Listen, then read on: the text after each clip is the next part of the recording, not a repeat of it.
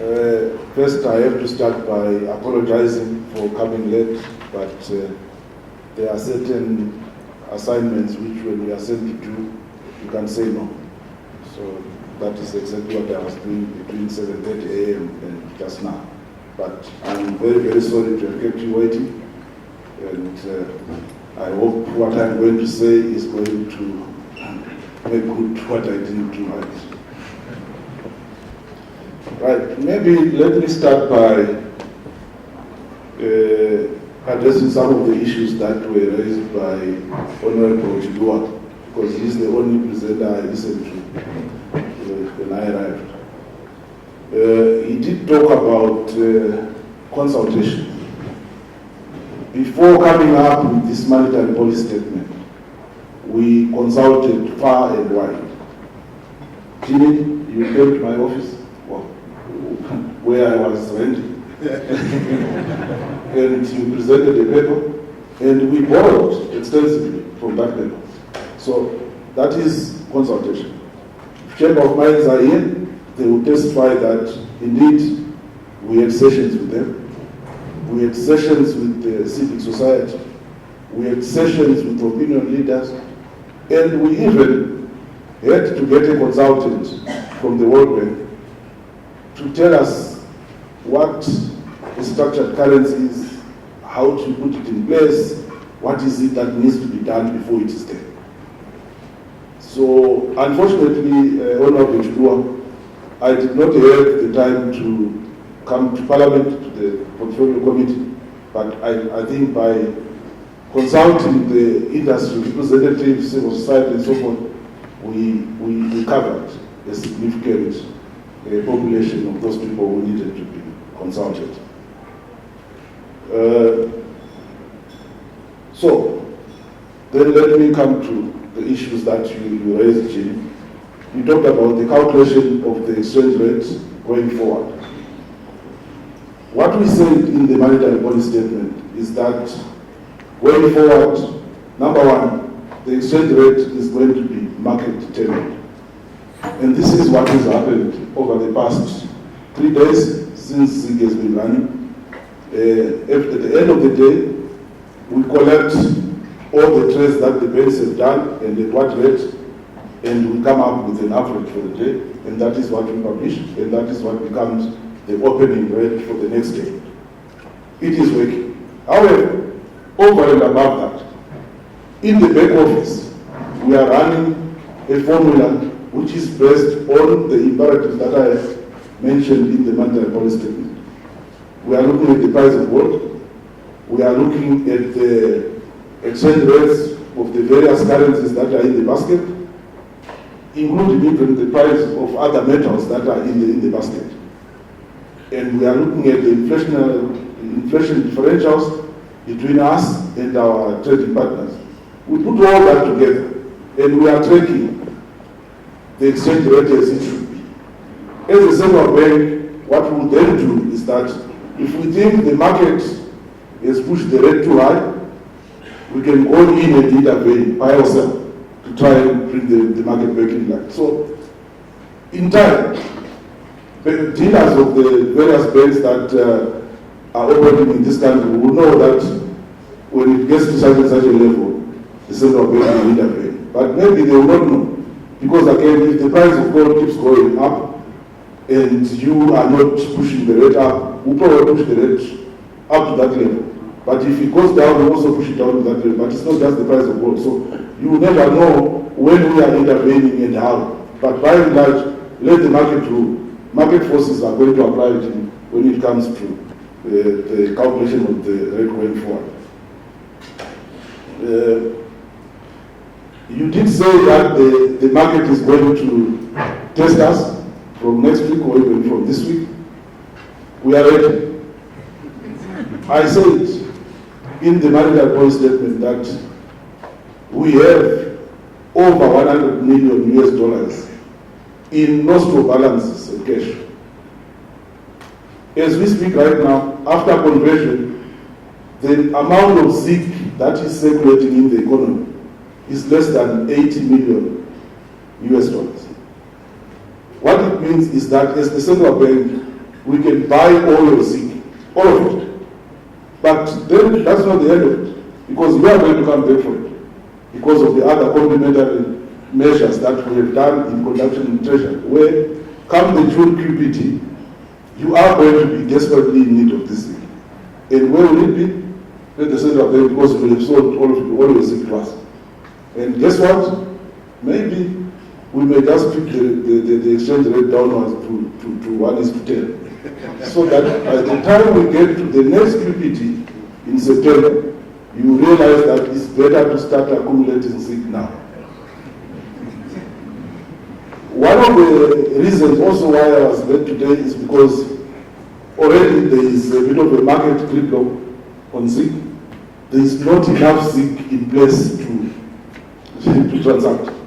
So we were just saying, so how do we manage this? And that's why I kind of delayed, but over and above other things that I was doing. So if you want to test the market, if you've got a legitimate genuine invoice, bring it to your bank. If it's not honored, you know my number, call me.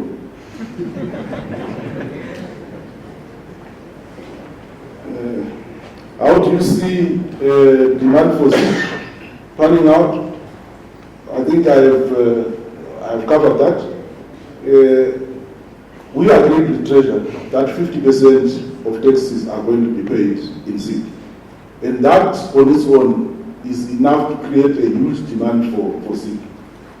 I've been given some numbers that in any given QPT, Treasury would normally collect about plus or minus 300 million USD. 50% of that is 150 million USD. There's only 80 million worth of ZIG in the market.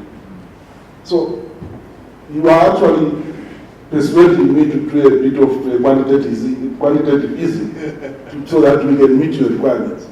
But whatever we are going to do will be within the limit of the reserves that we have.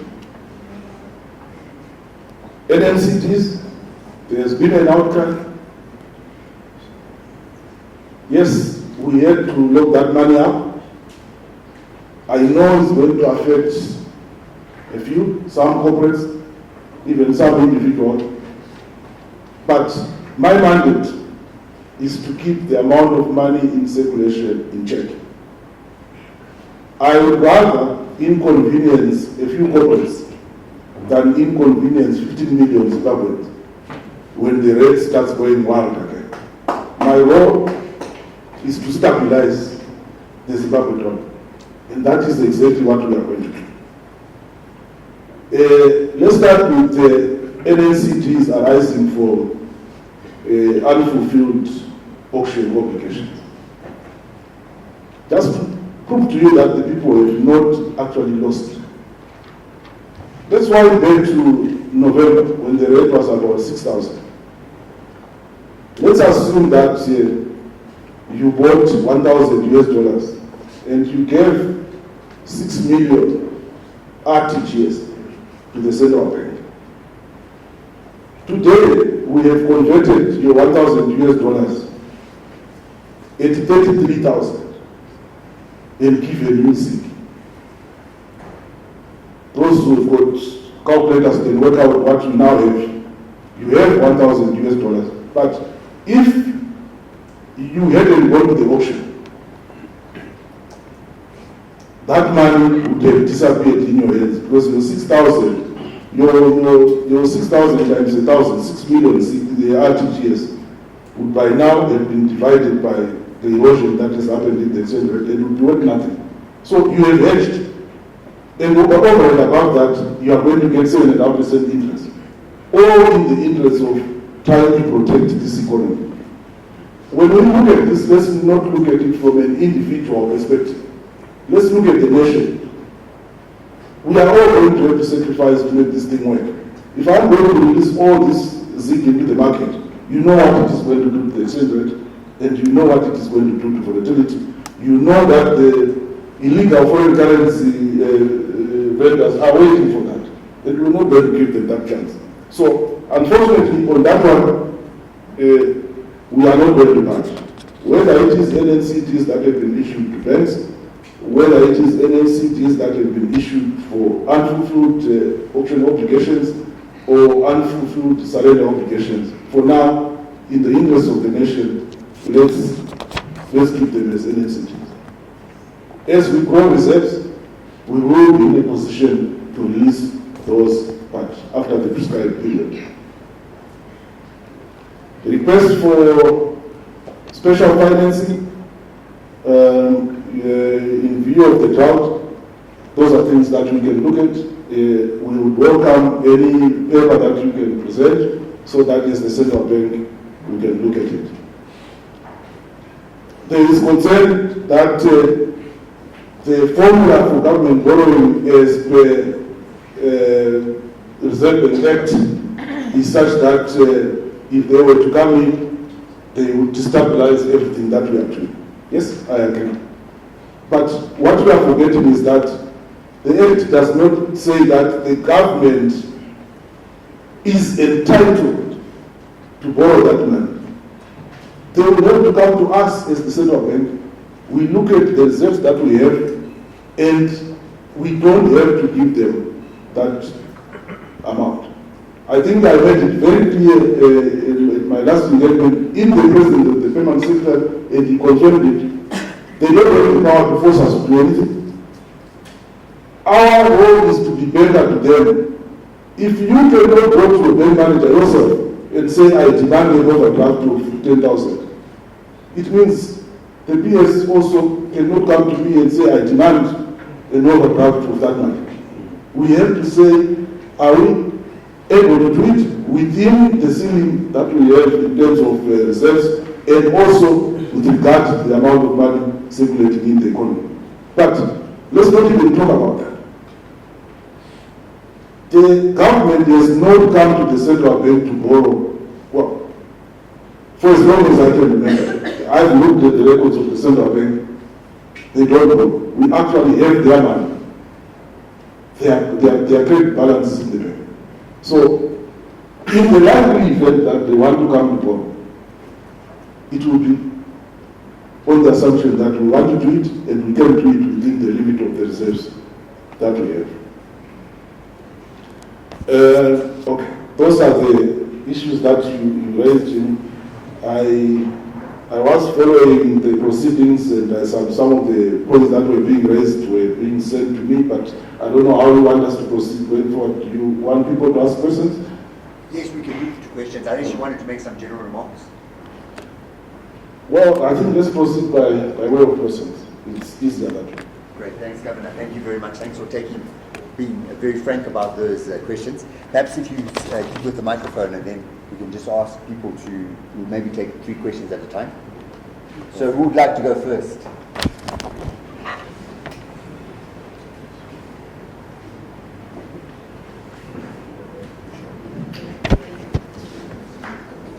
Sorry, my eyesight isn't brilliant. There's a question over there. So thank you, Governor, for the presentation. I think that was very clear. Question: when you say that you're going to be changing some things in the background, yet you would like the market to remain open, it sounds a little bit like an oxymoron. Maybe you can just explain further what you mean behind those parameters that you'll be adjusting in the background so that it's free floating, or at least it's within the bounds that you deem reasonable. What is reasonable? Okay, let's take 2 more questions and the Governor can answer. Thanks very much. And sorry, I wanted you to please also just introduce yourself very briefly when you ask your question. Rufaro Zageni, ZFN. My question is on the NCDs. I think that in as much as I have empathy for where you're coming from in terms of needing to limit the amount of ZIG in circulation, I think one of the ways that we can